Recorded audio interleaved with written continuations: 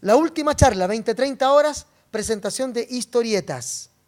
Es decir, una conversación en torno a las diversas obras de narrativa gráfica recientemente publicadas, hace semanas o un mes, y las que aún no se han publicado. Esta mesa quise ponerle al final este pequeño conversatorio con ustedes, que espero vaya convirtiéndose también en un diálogo. Yo quiero pedir que el micrófono esté ya funcionando y que mientras yo hable, si alguien quiere comentar lo que yo esté diciendo, por favor, o me quieren preguntar algo más sobre la obra en cuestión, para que lo hagamos más dinámico. Quisimos con Felipe y con Cristian poner esta mesa al final, porque me parecía un buen cierre para este momento, hablar de la producción de historieta reciente en Chile. Muchos de estos autores están en la exposición que ustedes pueden visitar hasta el 22 de octubre, acá en el Centro Cultural de España, en Providencia 927, a pasos del Metro Salvador. Y ahí damos cuenta en esa exposición de más de 120 obras diferentes de historieta chilena de 2012 a 2016. La primera de ellas hoy día, de este año, editada. Camino a casa, episodio 2, guión de Salvador Arenas y dibujos de Carlos Carvajal. ¿Qué tenemos aquí? Tenemos distopía, ciencia ficción, un mundo apocalíptico, Chile en el futuro en un mundo apocalíptico, violencia, ¿no es cierto? Protagonista una mujer. Tenemos en este caso una historieta, yo diría, de carácter bastante político, en clave. Sabemos que la ciencia ficción es quizás, junto al policial y otros géneros, los más proclives a hablar, no de esos mundos maravillosos o distópicos que hablan, sino que mucho del presente. Recomiendo entonces con mucho entusiasmo esta historieta. Carlos Carvajal es un dibujante que ustedes ya deberían conocer por Alto Hospicio y por una serie de otros proyectos, y Salvador Arenas también es un guionista, es un interesante guionista que ya ha venido trabajando fanzines hace mucho tiempo. Aquí tenemos entonces de ellos, repito, Camino a casa, ¿no? Una historieta muy bien escrita. Carvajal también es un tipo que tiene una muy buena planificación de página. Es una historieta que se puede encontrar hasta donde yo sé, al menos en Shazam Comics, los dos números, Camino a casa 1 y 2, y que han venido publicando ellos en una publicación con offset, ¿no? Con un pequeño lomo. Ahí tenemos, como les digo, una de las interesantes historietas que se publicó recientemente en Chile y que por alguna razón es muy poco conocida todavía. Tal vez me imagino cuando concluye la saga, la serie, que son entre 3 o 4 números, no recuerdo ahora exactamente, la gente tiende ahí a comprar el resto, ¿no? Ciencia ficción, como les digo, un mundo futuro, pero que no abandona las temáticas habituales del guionista Salvador Arenas, que es un guionista que captura muy bien el momento, ¿no? La cosa política, la cosa social. Ahí tenemos parte de las viñetas de Carlos Carvajal que lo emparentan mucho con el cómics underground, ¿no? Tiene un estilo, un achurado muy especial, si ustedes se dan cuenta, que lo emparenta mucho con una historieta que está más alejada del mainstream y más cercana de una producción más independiente, diría yo. Bueno, sabemos que en Chile toda la historieta, la mayoría de la historieta es independiente, ¿no? Y ahí tenemos otra muestra del gran trabajo de Carlos Carvajal, del cual yo recomiendo también la novela gráfica Alto Hospicio, que narra los hechos sucedidos en el norte del país, este asesinato de mujeres horroroso, y que está basado en una novela escrita también en la zona norte del país por un escritor cuyo nombre ahora desgraciadamente no recuerdo. Otro libro interesante que se ha publicado y que se lanzó justamente hoy, hace un par de horas, y que tuve el placer de presentar en la Primavera del Libro, es Varúa Rapanui, El Ocaso, el tercer tomo de esta historieta, que pretende ser de solo 4, de la guionista Bernardita Labourdet, y en este caso el dibujante Fernando Pinto. Los dos números anteriores fueron dibujados por Ismael Hernández y los últimos 2 por Fernando Pinto.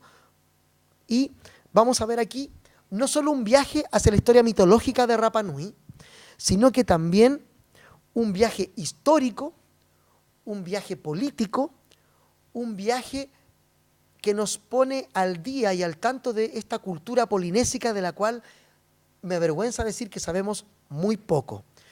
Este libro se fundamenta sobre 3 grandes ejes que me parecen muy importantes. Primero, que la guionista efectivamente vivió en la isla cuando era una niña, que ella es además antropóloga, por tanto la visión que ofrece sobre Rapa Nui no solo desde lo académico, sino que también desde alguien que conoce la cultura de cerca, esa percepción que te da el cotidiano que no tiene la visión distante intelectual, ¿no?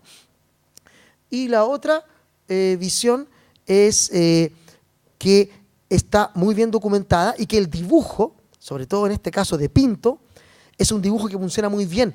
Además, el dibujo explica cosas que el guión no dice. Por ejemplo, las pinturas que se hacen los personajes en su propio cuerpo.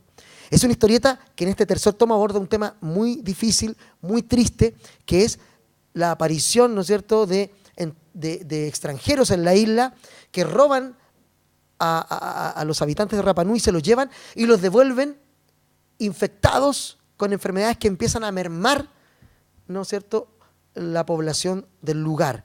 ¿No es cierto? Una historia terrible, triste, quizás de los 3 tomos, este es el más triste. El número 1 es absolutamente mitológico.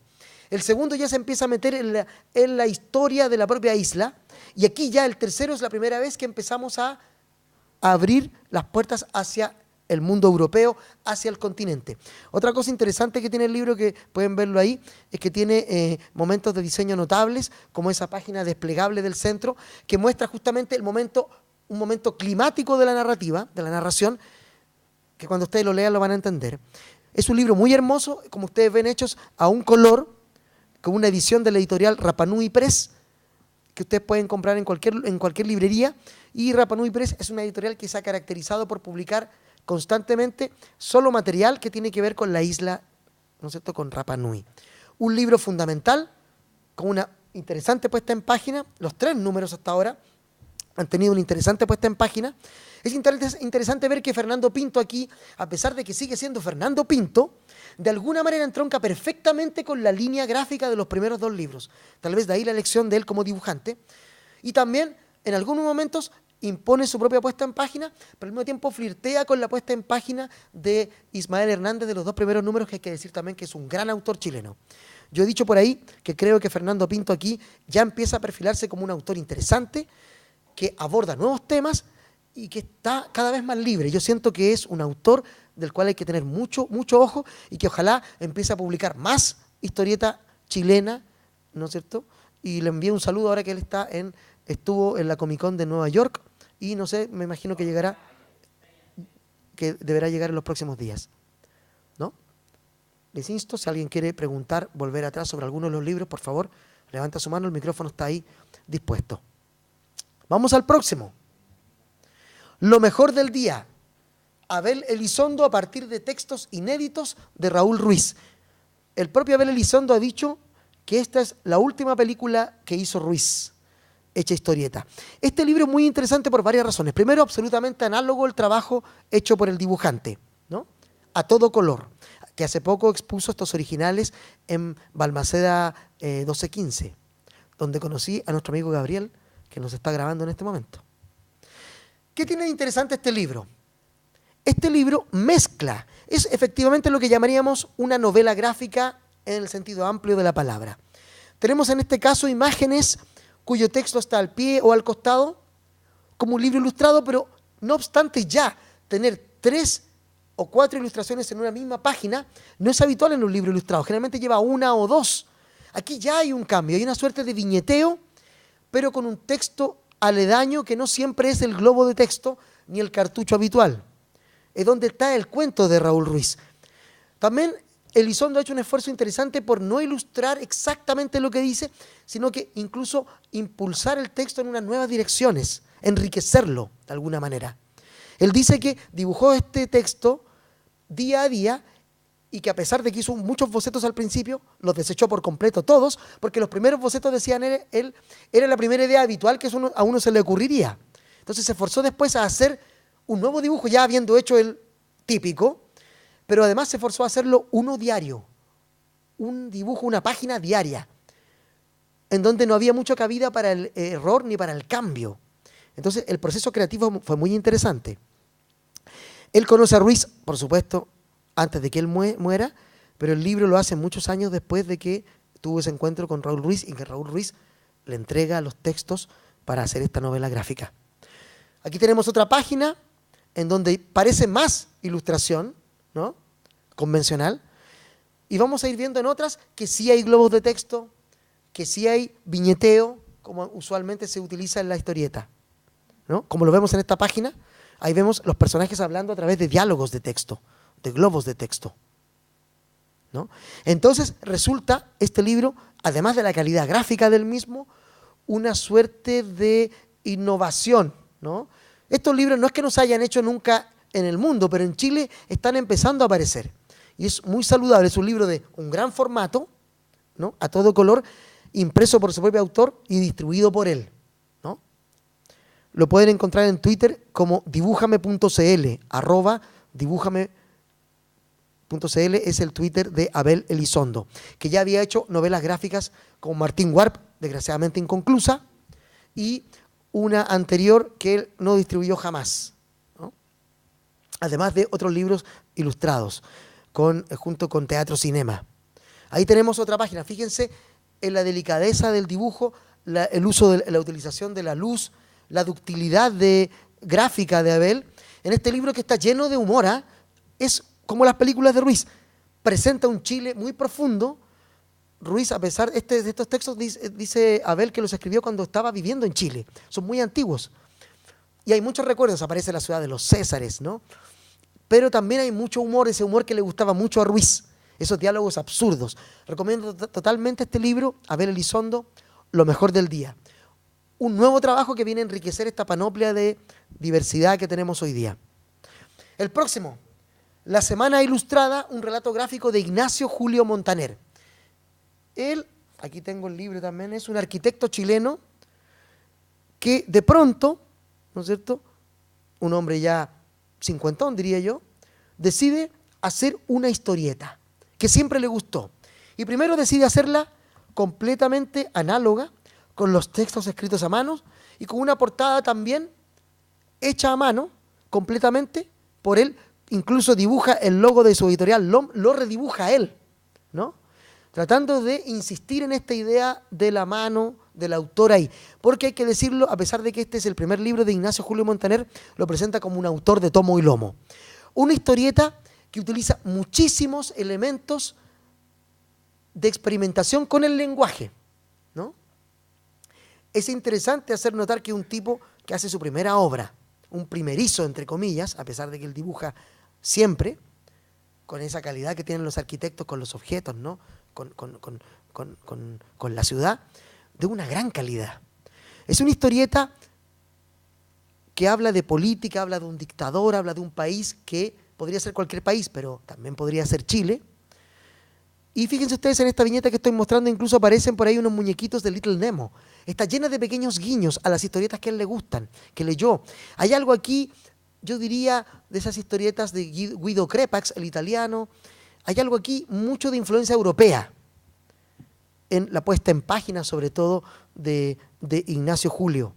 Un trabajo bellísimo, una lectura interesante, una lectura que exige atención del lector, que exige leer entre líneas, porque está lleno de pequeños detalles, ¿no? En una obra llena de metáforas que remiten al país, que remiten a ciertas metáforas, a ciertas situaciones políticas, ¿no?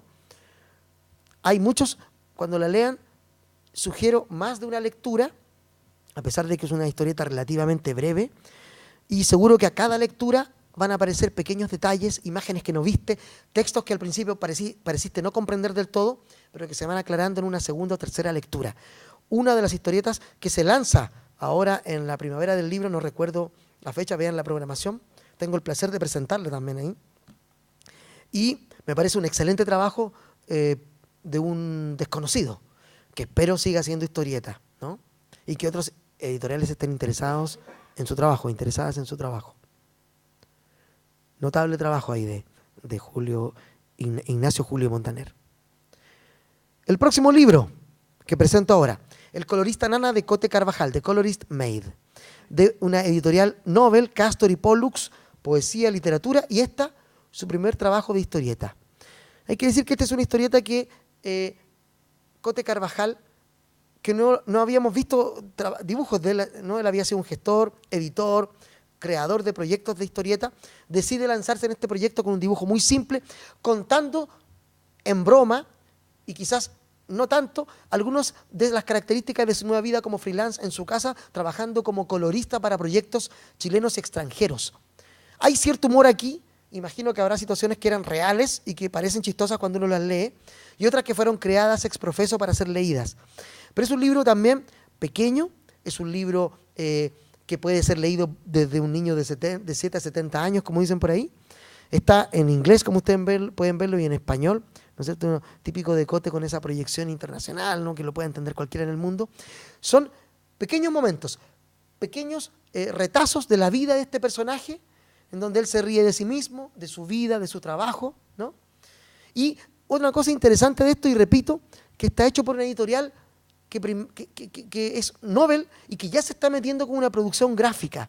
Eso me parece notable, ¿no? Entonces el colorista Nana, de Cote Carvajal, viene a sumarse con mucho humor a esta nueva producción de historieta y se lanzó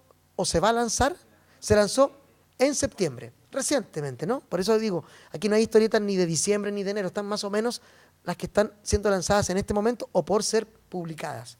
Entonces aquí otra producción con un dibujo muy simple, pero efectivo, a color, ¿no es cierto? Y con una editorial nueva que está experimentando, lo que me parece notable. Pueden encontrar, muchos de estos libros están ahora en la primera del libro que termina estos días, y también pueden acceder a ellos, me imagino, en algunas de las librerías de Chile. Próximo libro, también recién publicado por Visuales, ¿no es cierto? Dreg y Ferre. Dreg en dibujos y Javier Ferreras, alias Ferre, en el guión. Ñeque ya tuvo un primer tomo tapa dura. Lo que me decían los autores es que estos vuelven a hacer crecer el universo de Ñeque, pero no es la segunda parte del tomo que hemos conocido antes, que está en proceso de ser publicado pronto. Ñeque Aventuras está pensado para un público más infantil. Hay que decir que Dreg es un dibujante dotadísimo. Van a ver aquí dos estilos de dibujo de él. Él se queja de ser muy lento, pero agradecemos la lentitud cuando la lentitud implica calidad. Aquí tenemos este trabajo más infanto-juvenil del mismo personaje Ñeque cuando es un niño, ¿no?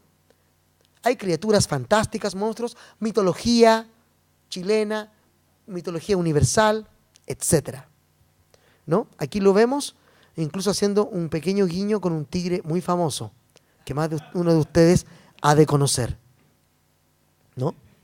Y aquí tenemos el otro libro, también de Visuales, también con guión de Ferre y Dreg, que son los creadores de Ñeque, y el espíritu, que es el personaje que lo acompaña y que está a su lado acá, frente a esta criatura tortuguesca, y el mito del Millalobo, a quien vemos ahí sobre la tortuga. Millalobo, sabemos bien, es parte de la mitología chilota. Esta es una historieta también para todo público de aventuras.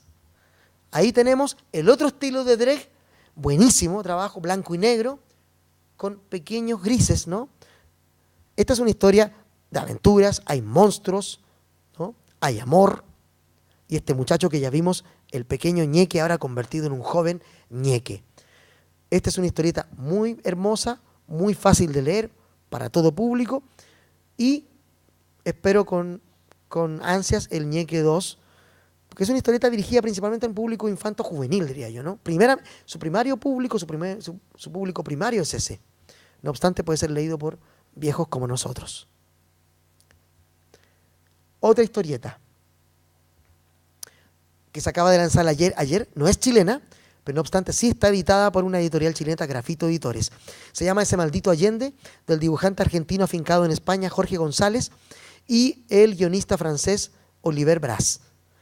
Aborda el tema de la unidad popular, pero más bien la biografía, una biografía íntima de Allende y Pinochet, cuyas tramas se van alternando, cruzándose, hasta llegar a imbricarse finalmente el 11 de septiembre de 1973. Es la historia de un muchacho con una familia autoexiliada en Sudáfrica, pinochetistas, y que de un momento decide investigar por su propia cuenta qué pasa en Chile. Entonces, las páginas a color, que se leen más bien a la horizontal, generalmente son 2 páginas que se leen a la horizontal en el libro, a color, son acompañadas por la vida de Allende en colores grises, ¿no? Ahí tenemos el famoso duelo de Allende con Raúl Rettig, ¿no? Por temas políticos, en los que afortunadamente, como dice ahí en la antepenúltima viñeta, ninguno de los dos es alcanzado. Es un duelo sin víctimas, ¿no? También aparecen imágenes, va avanzando en el tiempo y da pequeños retazos. No es un libro documentado históricamente al callo porque no le importa eso. Lo que le importa es el avance de estas dos historias paralelas. Primero, la del muchacho que va reconstruyendo su vida y regresa a Chile. Dos, el avance de la vida de Allende con todo aquello que le influye para llegar al golpe de Estado, a ese 11 de septiembre. Pinochet también, que va avanzando también en el tiempo hasta que se cruzan estas líneas y termina finalmente con la vida de Leo en Chile, a su regreso, y reconstruyendo ese Chile que él quiere tener. Pasa también por un tema que no hemos tocado aún en la historieta chilena, que es el juicio de Pinochet en Londres, en The Clinic, ¿no? También aparece el golpe de Estado. Hay que decir que el señor González es un dotado del dibujo.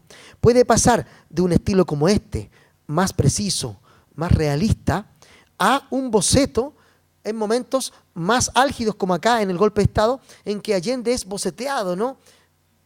De alguna manera muy, muy maravillosamente. Es un tipo que puede pasar de lo pictórico al boceto como si nada, ¿no?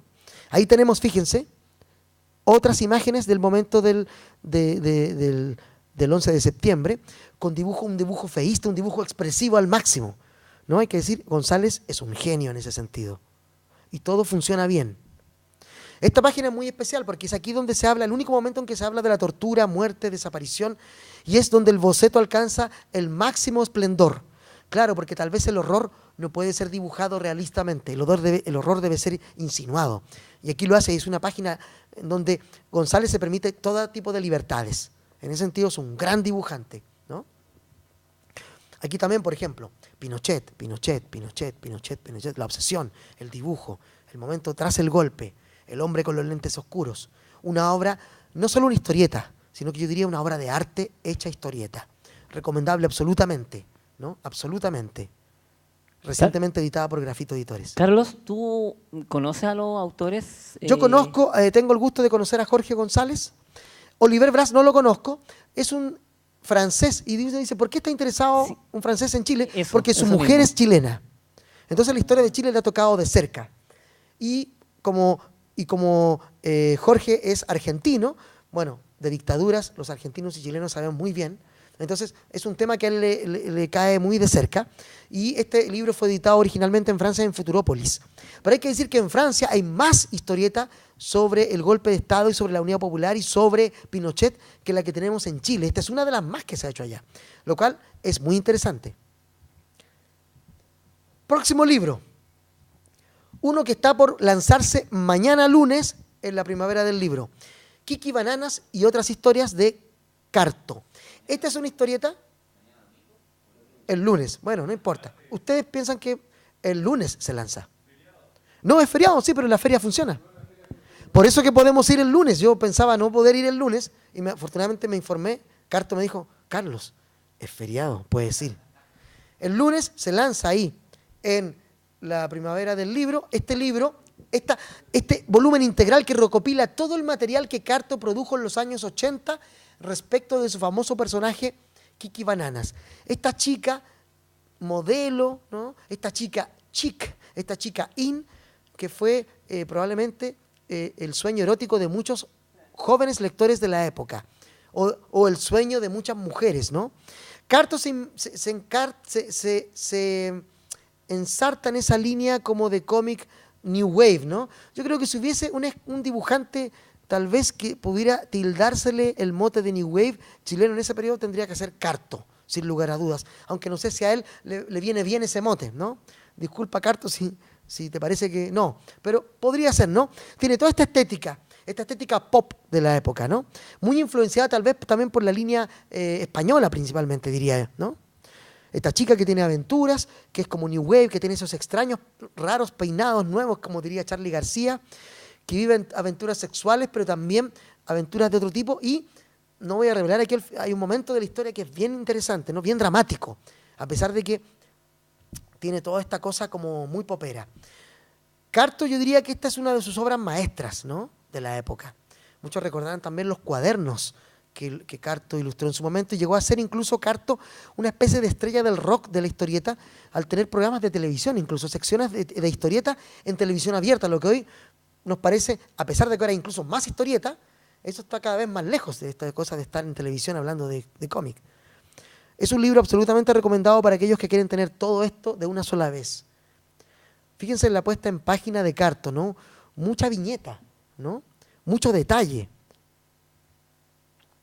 Y aquí también tiene momentos de aventura esta Kiki Bananas. Así que van a poder comprar este libro próximamente, editado por 8 libros, ¿no? Un libro que reflota desde los años 80 hasta ahora. Carto y Kiki Bananas. Próximo libro. Uno que está por lanzarse. Se va a lanzar, tengo entendido, en la Filsa. Hamlet de William Shakespeare, con textos revisitados por Marco Antonio de la Parra y con dibujos del gran dibujante chileno Rodrigo López. Este libro también es muy especial, porque no es historieta pura y dura. Por ejemplo, tiene páginas de historieta, efectivamente, y de historieta. López, hay que decirlo, que es un gran dibujante. Tiene una muy buena puesta en página y un dibujo que está a medio camino entre la caricatura y el dibujo realista, pero de una calidad sorprendente y de una frescura que pocos dibujantes tienen, ¿no? No en balde, su historieta La mano izquierda, editada por Mítica Ediciones, fue publicada también en una edición argentina. Yo diría el primer chileno, después de los hermanos Pérez Castillo tal vez, que es editado en Argentina, donde es un mercado difícil de entrar, son difíciles, pero cuando vieron su trabajo decidieron inmediatamente publicar a Rodrigo López. Y también ganó un premio FIC. También ganó un premio FIC, desgraciadamente. Sí, al micrófono allá, por favor. Pero en Argentina no han publicado también a Alberto Montt. Sí, también. Sí. Alberto Montt. Eso fue Ediciones de la Flor. Sí. Pero es interesante que hay una, gracias por la aclaración, yo no lo había olvidado, que hay una invasión, se podría decir, pequeña, de chilenos en Argentina, y esperemos que sea más, cada creciendo. Hay páginas de historieta, pero también hay páginas solo de ilustración, como la que vemos, en donde el texto está a un lado y el dibujo acompaña ese texto. En ese sentido es un libro híbrido, pero aún más que el de Elizondo, que flirtea más también en el mundo entre la historieta y el libro ilustrado. Y también tiene páginas en donde está el texto y hay un dibujo, pero ese dibujo, en lugar del texto estar puesto como en la página que vemos a la izquierda, está también con globos, con diálogo de texto, con globos de texto. Es una mezcla, entonces, entre historieta pura y dura, muchas páginas de historieta, páginas de libro ilustrado, y otro que es una mixtura a medio camino entre ambas. Hay que decir también que el texto de Parra ha actualizado el Hamlet de Shakespeare para que el público joven pueda leerlo. Es una apuesta interesante que yo creo que puede funcionar muy bien, sobre todo también, no solo por la calidad de la pluma de Parra y del conocimiento que él tiene del teatro, es un dramaturgo, recordemos, sino que también por la calidad del dibujo de López. El micrófono acá. Con micrófono, por favor, porque no. La idea es que la gente que va a ver esto en video también pueda entender lo que decimos. Perdón, pero ¿quién publica este Esto libro? creo que es Santillana. Ah. Próximo libro. Este aún no se ha publicado, no hay fecha de publicación. Trauco Editores. Trauco Editores, hay que decir que es la nueva cara de esta antigua revista que ahora se convierte en una pequeña editorial. Sí, existe Trauco Editores hace un buen rato. Este va a ser su primer libro, del dibujante chileno Don Liebre, El extraño caso del yogurt de Toro. Toro es el personaje que vemos arriba. Primero, Don Liebre es un dibujante notable, es un dibujante que también hace todo a mano, análogamente. Es un dibujante que a mí me gusta mucho porque tiene ese estilo fresco de la caricatura, del dibujo humorístico, pero que también puede jugar en muchos otros, mezclar ese dibujo humorístico con algo que no lo es tanto. Esta es la historia de un pequeño pueblo de este tipo, el tipo este que cuenta la historia del yogurt de Toro. Es una extraña historia, muy freak, muy Don Liebre, hay que decirlo. Y Don Liebre también yo siento que tiene cierta cercanía con el cómics under norteamericano. Pensemos, por ejemplo, en Peter Bagge, ¿no es cierto?, de historietas reconocidas de los años 90 principalmente. Ahí tenemos esta historia muy chilena, ¿no? Aparecen los pacos, aparece el tipo del pueblo, ¿no? Es una historia realmente interesante que se puede leer muchas de sus páginas, por lo menos un capítulo completo, en internet. Busquen a Don Liebre en sus sitios web también, lo pueden encontrar en Twitter como Don Liebre, y él pone a disposición muchos de sus trabajos. Es un dibujante prolífico, pero que por alguna razón no ha publicado nunca un primer libro. Siempre ha colaborado con otra gente. Tiene muchísima historieta, pero esto vendría a ser su primer trabajo editado por Trauco Editores, ¿no? Que viene muy pronto. Don Liebre, un dibujante chileno al que poner mucha, mucha atención. Como él, hay muchos otros, ¿no? Que no han publicado, pero que están ahí en internet solamente. Próximo libro. Placilla, la última batalla de Galvarino y Baceta. Este libro no tiene fecha de publicación porque aún no tiene editorial, ¿no? Pero gentilmente Galvarino me autorizó a mostrar algunas de las páginas de esta novela gráfica que habla justamente de la batalla de Placilla. Un dibujo muy clásico, muy argentino diría yo, ¿no? Muy de una escuela que ya aparece, muy pocos dibujantes chilenos la hacen y eso la hace muy atractiva para mí, ¿no? Un trabajo histórico, documentado, que pone por primera vez en imágenes un momento histórico potente de la historia de Chile, ¿no? Me recuerda también algunos trabajos de Máximo Carvajal, pero muy lejanamente, tal vez por el achurado, ¿no? Es un trabajo interesante que merece ser publicado. Miren la calidad del dibujo, miren ese clasicismo que tiene, el uso de las tramas en el dibujo también, ¿no?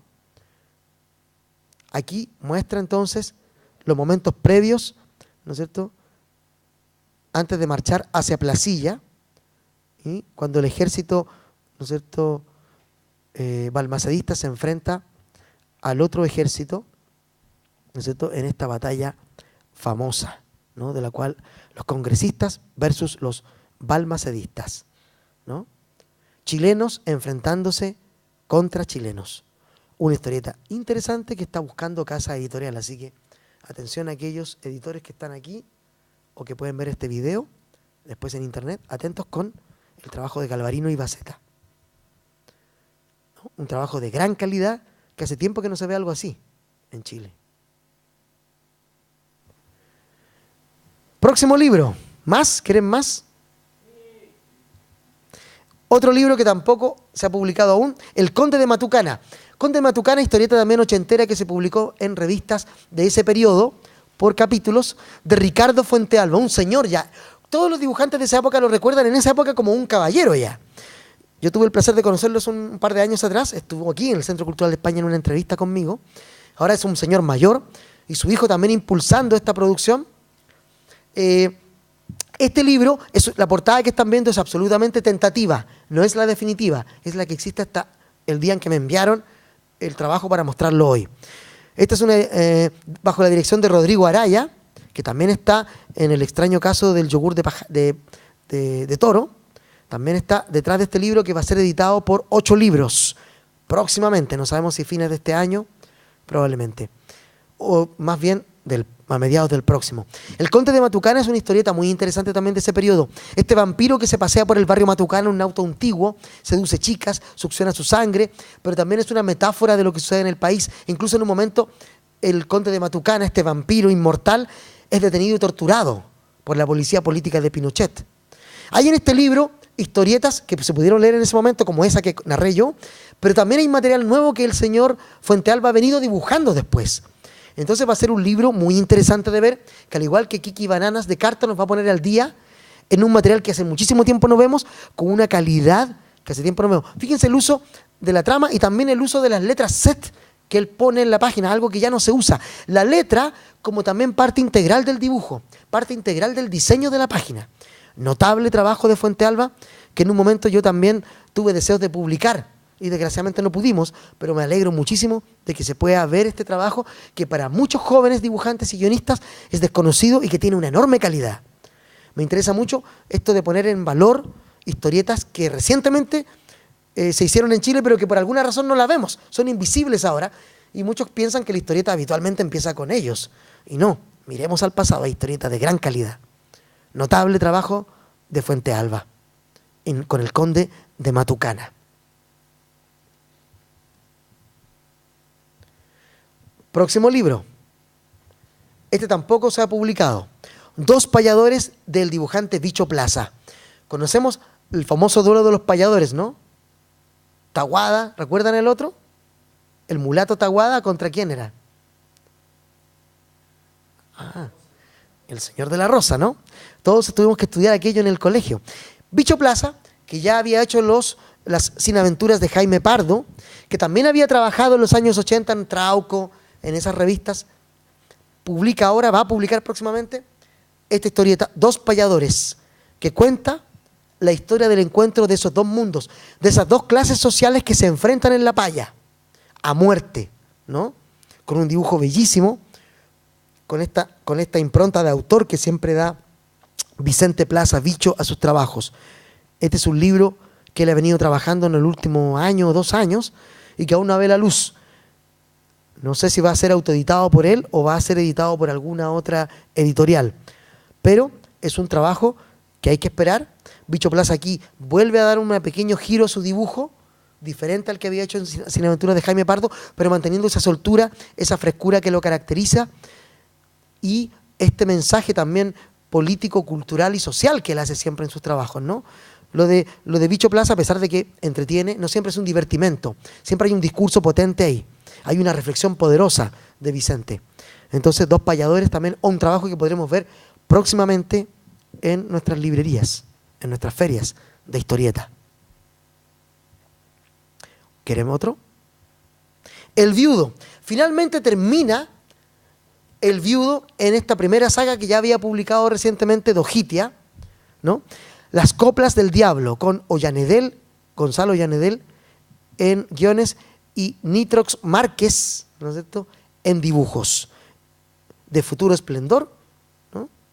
Aquí tenemos páginas de Nitrox, ¿no?, con este personaje pulp chileno de los años 40-50, que recorre las calles de nuestra ciudad, esta especie de vengador, ¿no?, que se enfrenta a la mafia, a los poderosos, a los delincuentes de la época, ¿no? Ollanedel es un tipo que le gusta mucho la historia de Chile también, y siempre en sus historietas pone pequeños datos freaks de nuestros personajes más olvidados, y pone este aventurero muy tributario del pulp norteamericano, de Spirit, por ejemplo, en Chile. Una historieta noir, una historieta de aventuras, ¿no?, de la en donde la aventura recorre las calles de nuestra ciudad. Una historieta que muy pronto, va a ser editada. Como ven, un gran trabajo de Nitrox con un entintado muy preciso, ¿eh? Muy preciso. Y aquí concluye la historia que habían comenzado en el libro anterior. Sí, se cierra este ciclo y comienzan nuevas historias. Así que absolutamente recomendada Las coplas del diablo de este personaje, el viudo. Otra historieta, más sorpresas. Gonzalo Ollanedel, no estando tranquilo con esa otra producción, arremete ahora con dibujos de Sophie Artis, otra historieta, ¿no? Otra historieta de mujeres jóvenes, rock, ¿no es cierto?, crecimiento. Este capítulo se llama Otro nombre para el rock. Es una historieta de largo aliento que va a ser contada con historias muy cortas, de 4, hasta donde yo sé, 4 o quizás más páginas, pero muy pequeñas, que van construyendo una gran historia. Muy tributaria de Love and Rockets, probablemente, por lo que vemos. Una historieta de jóvenes, una historieta de rock, de música, una historieta actual. Muy interesante que abordemos otro tema, ¿no?, que está olvidado. La música en la historieta está un poco olvidada. Ha habido trabajos, pero este es el primero que veo que se está realizando y que estaría próximo a publicarse, yo diría, fines del próximo año o tal vez comienzos del 2019 probablemente. Está en proceso en este momento. Esta es otra sorpresa. Con esto los maté también, ¿no? Nadie conocía esto. Es un trabajo muy interesante, muy juvenil, que creo que puede dar es un escalafón más en esta carrera de guionista de Ollanedel, que vuelve a sorprender con una cosa muy distinta. No hay aventura, no hay distopía, no hay violencia. Esta es una historia juvenil muy, muy hermosa, muy interesante. Y concluyo con esta obra que estoy realizando yo como guionista con el dibujante chileno Rodrigo Elgueta, con quien realicé también Los años de Allende. Esta historieta en que aparecemos nosotros ahí de espaldas a ustedes, frente al computador estoy yo. Abajo también está Rodrigo Elgueta. Es una historieta que mezcla entrevistas, documental, ficción, ¿no? Yo diría un poco de metalenguaje incluso, y fantasía, todo junto, ¿no? Es una historieta que habla sobre el tema de los Onas o Selknam, esta etnia que hemos destruido consciente e inconscientemente y que desapareció completamente de nuestra Patagonia. Es un libro que hace mucho tiempo queríamos hacer con Rodrigo. Es un libro que incluso empezamos antes de Allende. Es decir, si Allende nos demoró 3 años, este libro nos va a demorar 6, porque en un momento Allende nos consumió toda la energía y lo paramos. Lo tuvimos en stand-by todo el tiempo que estuvimos con Allende y recién hasta hace unos meses atrás hemos vuelto a tomarlo. Por tanto, es un libro que creo va a ser editado el próximo año. Ahí, esa es mi casa. No tiene nombre todavía. No, es un nombre tentativo, no tiene nombre. Probablemente pueda llamarse Nosotros los Selknam. Ahí estoy yo contando por qué quiero hacer este libro, qué me atrae de este libro, y muestro esta fotografía primera que todos conocemos de los Selknam, este dios Kotaix o Jalajaches, que me impresionó mucho a mí, ¿no? Ahí estamos con nuestro editor en la mesa, cuyo nombre editorial todavía no conozco el nombre exacto. Nuestro editor que nos propone aquí, en el barrio Las Tarrias, en un café, hacer un libro, y nosotros aceptamos y le decimos ok, pero queremos que sea así. Y es un libro muy extraño, como ven, de pronto aparecen estas imágenes de las galaxias, trilobites, hombres prehistóricos, ¿no? Es un libro muy hermoso, muy juguetón. Aquí aparecen momentos reales, contados a través de gente que conoció a los Onas, en que vamos conociéndolo a través de pequeños retazos de historia, vamos reconstruyendo esta etnia desaparecida. Es un libro muy extraño, muy hermoso al mismo tiempo. Es una especie de puzzle gigante que pretende responder algunas preguntas. Cambia de estilo también el dibujo en muchos momentos. Quizá el cambio de estilo que iniciamos en Allende es aquí más extremo aún. Yo diría que si Allende es un libro contenido, este es un libro al chancho, es un libro extremo, por decirlo así, en donde a plenitud Rodrigo Elgueta ha desplegado todo su talento de dibujo, ¿no? Y es porque es un libro que ha sido creado por ambos, ¿no? Al mismo tiempo. Eso es lo que se publicó y lo nuevo que se viene, incluso muchas cosas desconocidas. Espero haberlos sorprendido en una de esas ocasiones. No sé si hay alguna pregunta antes de concluir esta última sesión de viñetas del fin del mundo, en esta 5ª edición, acá en el Centro Cultural de España. ¿No? ¿Un comentario o pregunta? Los veo silentes. Bueno, sí, ahí tenemos una. De nuestro comodín, siempre.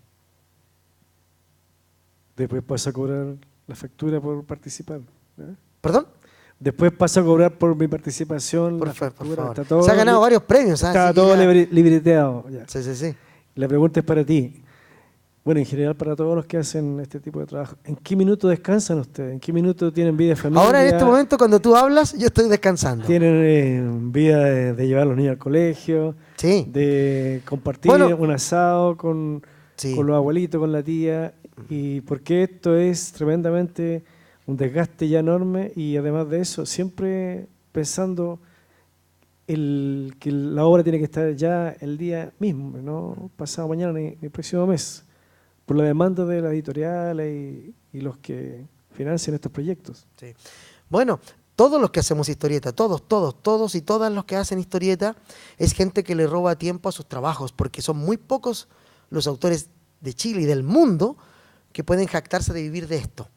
Esto se hace por placer y por ganas. Este evento que hemos hecho, al que ustedes han venido estos 3 días, la gente que colabora grabando con las cámaras, la gente como Cristian, como Felipe, la gente del Centro Cultural de España, ¿no es cierto? El hombre del sonido, ahí Sonoman, que está ahí atrás, casi durmiendo. Hacemos esta cosa porque nos gusta. Bueno, excepto el hombre del sonido. Lo hace por dinero. Todos los demás lo hacemos porque nos gusta. Todos los que hacen eventos de historieta que hablaron acá, Les Vilais, Dago, qué sé yo, todo el mundo que ha estado en las otras mesas, hacemos esto porque nos gusta, primero. Y la gente de los libros que acabo de mostrar, de todos estos que han visto ahora, es gente que le roba tiempo a su familia, a su trabajo, para darle tiempo a la historieta. Entonces, para mí, esa es la fuerza que tiene este arte, este lenguaje. Gente que ama lo que hace. Nadie hace historieta si no la ama, porque es mucha pega. Y lo que hemos querido hoy día mostrar es que la historieta chilena no es solo la que está ya colgada ahora en la exposición que pueden ver hasta el 22 de octubre, sino que en el rato que nosotros estamos aquí sigue produciéndose más y cada vez más diversa y cada vez con mayor calidad. No solo la mainstream, la independiente, sino que también la super underground, ¿no? Los eventos crecen. Hemos visto estos 3 días. Yo soy feliz. Mientras se hace historieta, yo soy feliz, porque a mí me gusta la historieta. Yo no hago esto porque quise ganar plata, ni por ser taquilla. Si eso viene después por añadidura, maravilloso, pero lo primero es el trabajo. Eso. No sé si hay más preguntas o comentarios del público. Yo me quiero colgar de una frase de Stan Lee. Una periodista le pregunta en una entrevista ¿cuándo se va a retirar? Stan Lee, que tiene 90 años, y le dice, ¿y por qué me voy a retirar si yo toda mi vida he hecho lo que a mí me gusta? Entonces, sí, a tu pregunta de cuándo descansamos, ¿por qué voy a estar cansado? Si estoy haciendo algo que realmente me gusta, algo que me apasiona. A mí me cansa hacer una pega que es fastidiosa, que no me agrada, un trabajo por encargo que realmente no quiero hacer, pero esto lo hago con todo el amor que tengo en el corazón, entonces no me canso. Me da miedo cuando camina este hombre, pienso que va a empezar a cantar en cualquier momento, ¿no? Es como que, mira, y se pone ahí, es como un showman, no entiendo. Entonces, es una pregunta. Como decía Frank Sinatra. No, solo eso. ¿Algún otro comentario final? Sí. Por favor. Más o menos. Carlos, o sea, viendo acá sobre todo los cómics nuevos que están saliendo, hay una frase que tú dijiste que me hizo harto ruido, que el tema es que no se conocen algunos. Y es algo que hemos discutido, incluso cuando en Ergo Comic hiciste el estado de la historieta chilena, y yo también participé ahí cuando me hiciste unas preguntas. Hay una pregunta que es, ¿dónde falla de repente la difusión de las nuevas obras?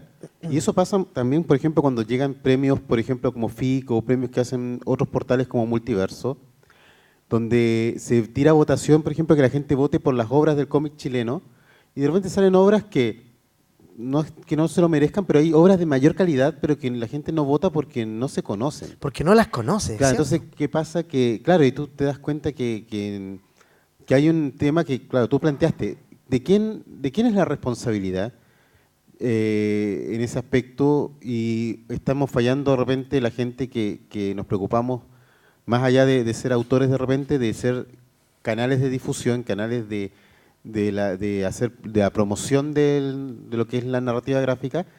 ¿En dónde se estará cayendo el tema de que hay obras que no se llegan a conocer? ¿Dónde estará la responsabilidad? Yo creo, gracias por la pregunta, yo creo que es una responsabilidad compartida entre todos los que estamos acá. Los lectores, eso es por ellos.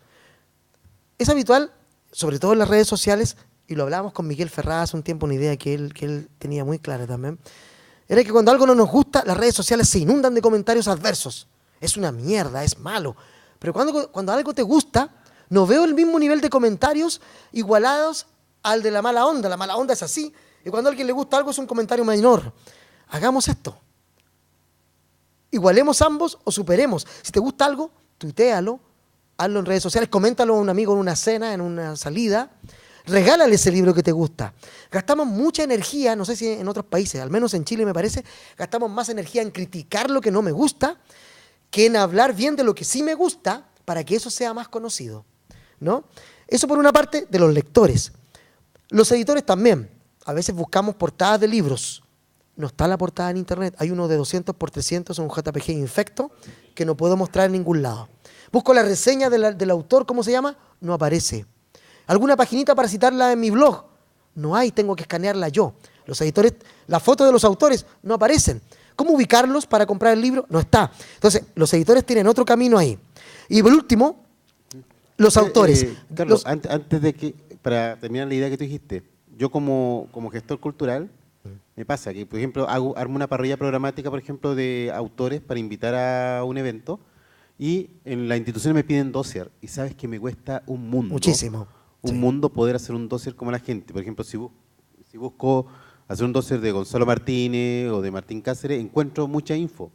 Porque ellos mismos la ponen, ¿no? Claro, pero me ha tocado hacer de autores que la única info que encuentro es hola, soy de Viña y me gustan mucho los gatos y el helado. Entonces, lo que es bueno, ¿eh? no, los gatos y los helados están muy bien. Está bien. A mí me gustan. Claro, Sí. es muy lógico, pero Entiendo. el problema, como tú dices, casi no se encuentra información del propio autor en ese aspecto y es verdad. Es verdad, yo siempre yo colocaba en Twitter, por favor, háganse bios, colóquense los estudios, o por último las cosas que han publicado. Sí. Pero ojo, Es también es cierto, y yo lo he hablado con autores, que hay autores que no, dicen, no tengo tiempo ni capacidad para hacer eso de verdad. Yo entiendo eso, yo creo en eso.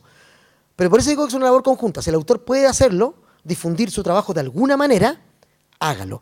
Si el editor a cargo del libro, si es que tiene editor, porque a veces el autor se autopublica, también el editor debe tener material de prensa dispuesto siempre, o en internet, o apenas alguien lo pida, enviarlo. Y finalmente el lector también es una parte fundamental, o la lectora, de esta ecuación. Visibilizar la historieta no es tarea ni mía ni tuya, ni de ella ni de él, es de todos. Cuando entendamos que eso es lo importante, cuando los investigadores, como hay aquí también, hablan de historieta, eso es una forma de difundirla, en un ambiente académico. Los gestores culturales como tú, también cuando invitan al autor y lo ponen en su blog con una foto y lo llevan a la región, es también difusión importante. El autor, cuando debe ir a firmar un libro, también es una pega. Parte de la pega no es solo pensar el proyecto, juntar el dinero, terminarlo, dibujarlo, escribirlo, imprimirlo, venderlo, sino que también firmarlo. Hacer algo de eso. Yo sé, ojo, entiendo que no todos los autores y autoras pueden o quieren y están en su derecho, ¿no? Pero entonces alguien más de la cadena tiene que ayudar de alguna manera. Pero tampoco nos quejemos después. Entiendo yo, somos todos distintos. Yo tengo una alta capacidad de cháchara, voy a todos lados, me gasto, voy a 4 lugares el mismo día. Yo entiendo que no todos pueden y yo también me canso y a veces no voy a nada, ando de mal humor. Sabemos eso. Hay que hacer un esfuerzo. Por eso el espíritu de Viñetas del Fin del Mundo es visibilizar lo máximo que se pueda. La exposición que hicimos, hay un corte por una cosa de capacidad, de espacio. Pero los invitados aquí fueron diversos, ¿no? Incluso alguien podría decir, sí, pero faltaron las editoriales grandes, por supuesto. Pero ellas tienen más difusión. Aquí nos interesa difundir a aquellos que se conocen menos. Por eso que invitamos a distinta gente, ¿no? Eso. No sé Y Oscar tiene toda la razón. Yo en narrativagráfica.cl, una de las cosas que quiero hacer con el sitio, además de rescatar el concepto que se había estado perdiendo un poco desde que dejamos NGI, es hacer profile de las fichas. Perfil se dice, ¿eh? Estamos en Chile. Sorry. Bueno, perfil, para que la gente entienda. Profile es un perfil. Sí, un perfil, una bio de los autores. Y ¿sabes qué? Mandé, qué sé yo, por poner un número, 40 entrevistas, pequeña entrevista con 5 o 6 preguntas, a diferentes autores pidiéndole su bio que era, contéstame estas 5 preguntas, estas 6 preguntas, mándame unas 5 o 10 páginas de las cosas que hay hecho, una foto tuya y una pequeña bio, o sea, tu nombre, qué es lo que hay hecho, qué es lo que hay publicado, qué estudiaste, etcétera, etcétera, una cosa bien cortita para poder ponerlo. Me contestó la mitad. Está bien. Y el resto, pero es que está bien. Y el resto me dice, no, sabes que no tengo tiempo. Pero es que el tema... No podemos pedirle a todos sí, que hagan cosas que no pueden o no quieren hacer. Exacto. Entonces está bien, me parece a mí. Pero el tema es que después no se quejen, ¿cachai? O sea, oye, ¿sabéis que no tengo difusión? Que nadie me pesca, que nadie envió mi trabajo, no sé, que nadie me retuitea. Pero loco, yo te pedí un perfil hace 6 meses atrás y no te diste la lata. Bueno, pero de una cosa es sentarte, que si nos interesa, si él no hace Exacto. eso o ella no lo hace y tú quieres igual hacerlo, no pones ningún dato, pero a lo mejor comentas la obra. Entonces ya lo hiciste, perfecto, difundir lo que me gusta a mí, ¿no? Lo que tú quieres que la gente conozca. Y si no, y si tu autor favorito, su autora favorita no aparece en ningún sitio web, no está en librerías, coméntalo tú. Ya basta de eso, ¿no? Yo siento que también el lector, que también tiene una responsabilidad, creo, que le gusta tal autor y dice, pero ¿por qué me gusta mucho y no aparecen? Ustedes no lo invitan nunca o no la invitan. Visibilicémoslo también nosotros. Eso es mi tarea también. Yo hago eso, visibilizo, usted escoge. ¿Te gustó este? ¿Te gustó este otro? Yo visibilizo a todo el mundo que me parece interesante o que yo conozco también. Porque hay gente que yo no conozco. Afortunadamente, como me conoce mucha gente, me llega mucha información y yo puedo manejar. Pero si no, es difícil, entiendo que hay que salir a buscar en ese mar de información donde hay algo de historieta chilena interesante. Pero siento que todos los de la cadena tienen algo que aportar.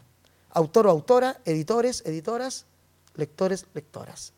La responsabilidad es compartida. Hay que hacer énfasis ahí. Visibilizar nuestra historieta.